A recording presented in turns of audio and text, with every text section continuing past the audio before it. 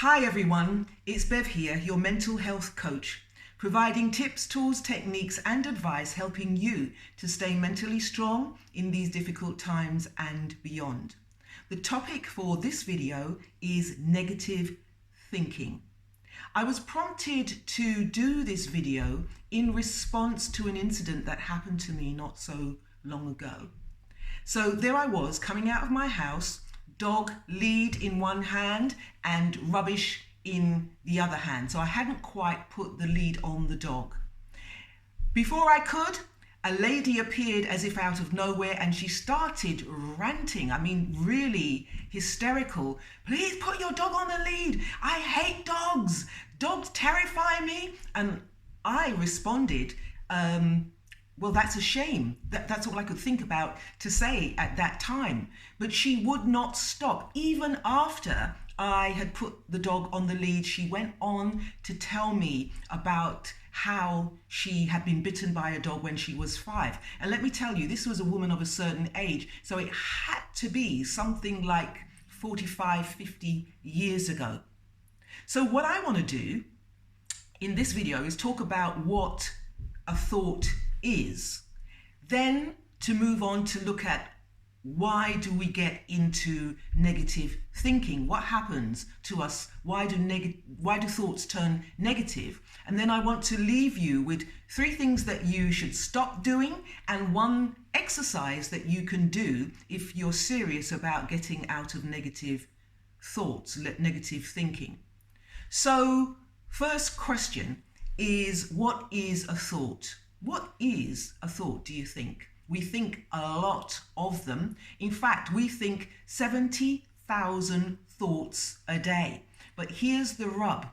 Researchers say that we think the same thoughts over and over again. So 90% of the thoughts that you are thinking are the same thoughts that you had yesterday, last week, last month, and so on. So our thoughts, whether they're positive or negative, become a habit. So how do thoughts occur? Well, thoughts are something that the brain cells do, simply put.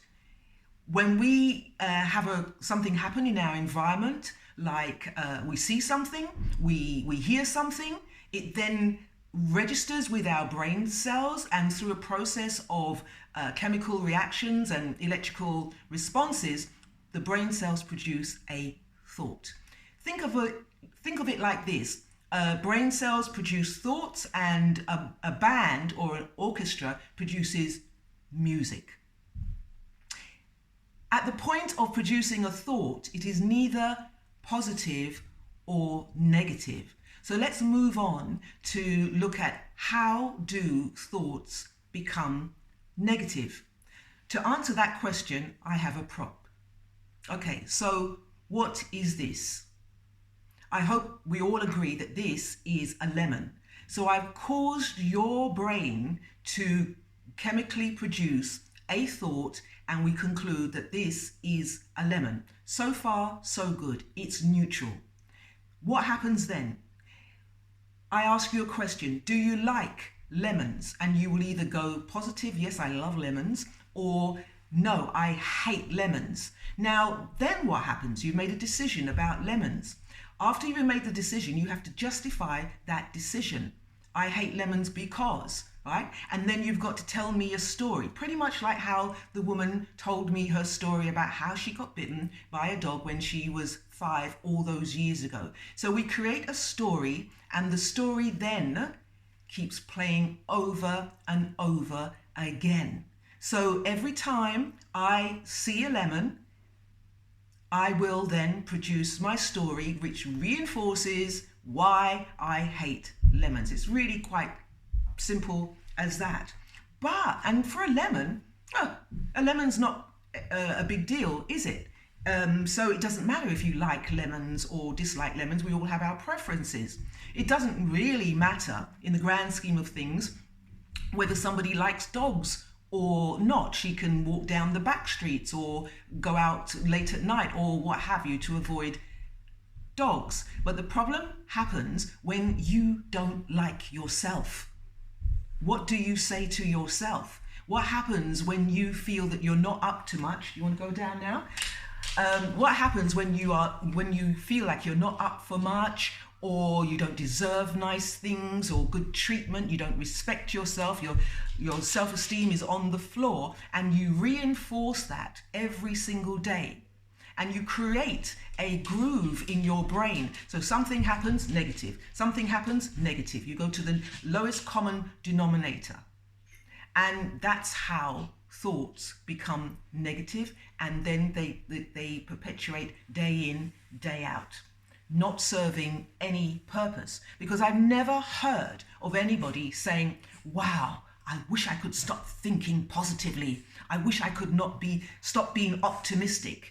No, that's not going to happen, because positive thinking is what you're designed to do. We're supposed to be ingenious, problem solving, creative. That's how we get to survive.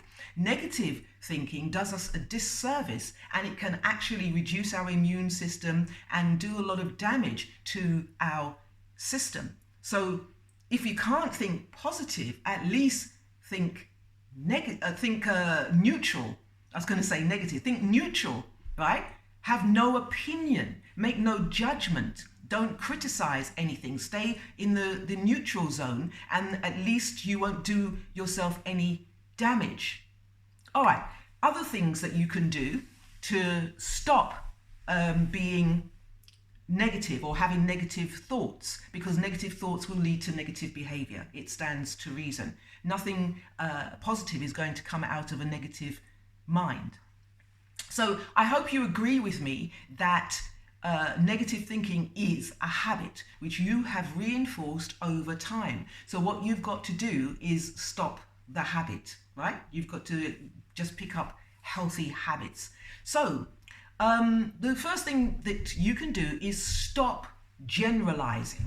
Not everything is the same. So if I was going to challenge that woman that didn't like dogs, I could argue with her and introduce some logic and say to her, was it my dog that bit you? Could you be a little bit more specific about that? Was it my dog? Because in her head, all dogs are dangerous, and we know that that's not the case, because I was floored, I should say, by one of those great big St. Bernard dogs not so long ago. And I mean, the dog just swept me off my feet and I landed in some kind of heap. But that didn't change my love for dogs. That was an incident. That was a one-off. It taught me to be mindful of huge dogs that come bounding up to you. But it's not going to change my idea. I had a specific event. So stop generalizing. If you have an experience that happens to you, I don't know, someone interrupts you or someone's disrespectful to you, that's an incident with that person, not with all people. And you can't conclude from that, I must be rubbish, I am no good. So stop generalizing. This does not mean that. And on the same vein, number 2, have extreme thinking. This must mean that.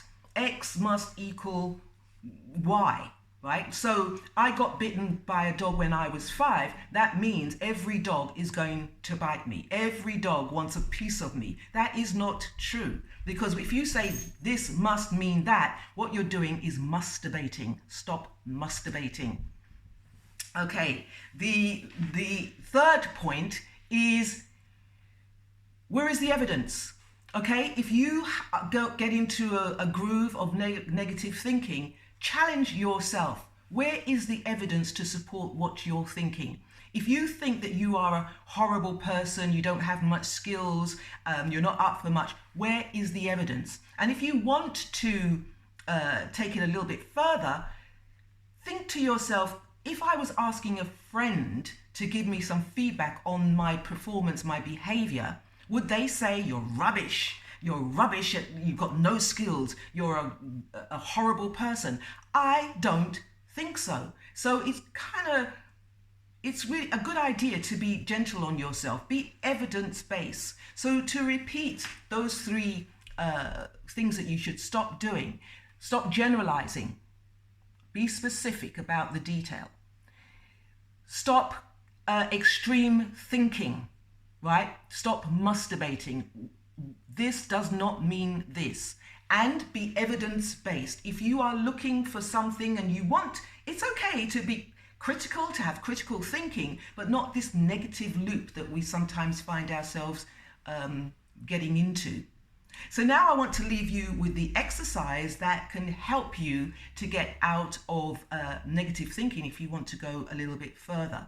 So this is what I would do, and I'm going to use my dog as an example, and this woman who, to recap, she went hysterical because she went into the story about how she was bitten by a dog when she was 5 years old. I wasn't there, so I don't know if the dog actually bit her or whether she looked into her mother's eyes and saw the terror in her mother or her carer's eyes and picked up that dogs are frightening. I have no idea what happens. Chances are that she probably wasn't there herself. She went into a unconscious moment and took in the fear of the moment and made up her story from that. So what you do, if you've had a negative experience in your childhood in the past, let's say that someone treated you badly at work. What could that be? You were talking away, giving your ideas in a meeting, and someone cut across, stole your ideas, and they got the credit for it. All right? And this keeps running on a loop in your head. So the next time you go into a meeting, you think someone's going to steal your ideas, or you're cagey with your ideas and you don't know what to do with your ideas. Go back to that occasion when that person stole your ideas, cut across you, rewrite the story. Because the story is linked to a memory, and the memory then gives you a thought process, which then determines your behavior. So rewrite the story. So I was speaking away in this meeting and suddenly Karen cut across me and she took on the story as if it was her own. But guess what? I was able to put facts and figures and confound Karen. I was able to speak up for myself, as I usually do, and Karen wasn't able to continue with the facade that it was her idea. And I was able to get the recognition from the boss. Now, that may not be true, but it's diluted the negative thoughts in your head, right? So, rewrite the story. Anything that's happened to you, rewrite the story, disconnect the memory, change the belief, change the negative thoughts, get on with your life. So that's what I have for you today. Have a brilliant day and try being positive. Stay safe.